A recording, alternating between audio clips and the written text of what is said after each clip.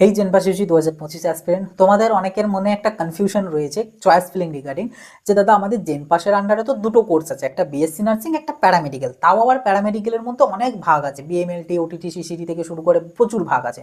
তো এই যে এত সব কোর্স, মানে এক কথায় যদি বলি প্যারামেডিক্যাল আর বিএসসি নার্সিং দুটোকে কি আমি একসাথেই আমি আমার চয়েস ফিলিংয়ে রাখতে পারবো, বা দুটোর কি একসাথেই কাউন্সিলিং হবে, বা কি হবে বিষয়টা?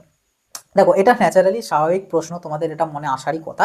বাট এটা যদি উত্তরে তোমাদেরকে বলি যে হ্যাঁ, এই দুটো জিনিসেরই একসাথেই কাউন্সেলিং হবে, এবং তুমি তোমার চয়েস ফিলিং এর সময় চাইলে তুমি দুটোকেই রাখতে পারো। এবার ডিপেন্ড করছে তুমি কি রকম ক্যান্ডিডেট। লাইক তুমি যদি একটা মেল ক্যান্ডিডেট হও, তো অবভিয়াসলি তোমার কাছে বিএসসি নার্সিং এর মধ্যে থেকে শুধুমাত্র প্রাইভেট কলেজগুলোরই একটা অপশনস আসবে, যেগুলো আর কি মেলদের জন্য অ্যাভেলেবেল রয়েছে, বোধহয় 4টে না 5টা, ওই কয়েকটাই পারবে। সাথে তুমি প্যারামেডিক্যালের গভর্নমেন্ট প্রাইভেট সব পারবে।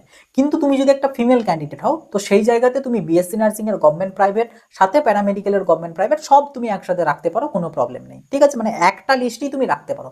তবে এটার থেকে আরো একটা প্রশ্নের তোমাদের উদয় হতে পারে, সেটা হচ্ছে যে দাদা আমি যদি দুটোকেই রাখি, তো আমার কি দুটোতেই অ্যালটমেন্ট আসবে? দুটো মানে এটার একটা কি পাবো না? তুমি যে চয়েস ফিলিংটা যেটা করবে, ওখানে তো তোমাকে 1 2 3 4 5 6 এরকম করে একটা সিকোয়েন্স দিতে হবে। এবার তুমি সিকোয়েন্স অনুযায়ী তোমার ফার্স্ট যে কলেজটাতে সিট ফাঁকা থাকছে বা সিট ফাঁকা আসছে, সেটাতেই তোমার অ্যালটমেন্ট আসবে। এবার এই যে অ্যালটমেন্টের প্রসেসটার জন্য আমি একটা দেখো ভিডিও এখানে আমি দিয়ে রাখছি, বা চ্যানেল থেকে গেলেও পেয়ে যাবে। ওখানে আমি অ্যালটমেন্টের প্রসেসটা আমি ডিসকাস করেছি, তাহলে এই বিষয়টা বুঝতে সুবিধা হয়ে যাবে যে কিভাবে অ্যালটমেন্টটা দেয়। যার মানে এই যে বলছি না যে যেটাতেই ফাঁকা পাবে সেটাতেই অ্যালটমেন্ট হয়ে যাবে, ব্যাপারটা কি, তো ওটা ওই ভিডিওটা দেখলে ক্লিয়ার হয়ে যাবে। যাই হোক, যেটা বলছিলাম, তো যেটাতে ফাঁকা আসবে সেটাতে অ্যালটমেন্ট দিয়ে দেবে। এবার সেটা তোমার ভাগ্যক্রমে বিএসসি নার্সিংও হতে পারে বা প্যারামেডিক্যালও হতে পারে, সেটা বোর্ডেরও কিছু এসে যায় না। ওটা তোমার উপর ডিপেন্ড করছে, সেই অ্যাকর্ডিংই তোমাকে চয়েস ফিলিংটা সাজাতে হবে, যাতে তুমি পরে রিগ্রেট ফিল না করো।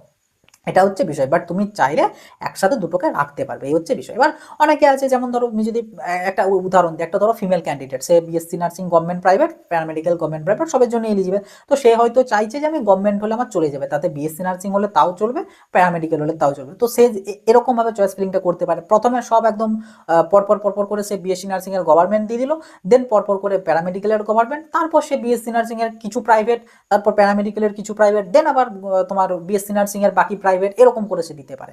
মানে এটা টোটালটাই তোমাদের নিজেদের উপর ডিপেন্ড করছে, কাস্টমাইজেশনটা নিজেদের উপর। কিন্তু যে সিকোয়েন্স দেবে সেইটা একটু কেয়ারফুলি দিতে হবে, কারণ চয়েস ফিলিং মোস্ট ইম্পর্টেন্ট এবং ভাইটাল একটা পার্ট আমাদের কাউন্সিলিং এ, যার ক্ষমতা মারাত্মক।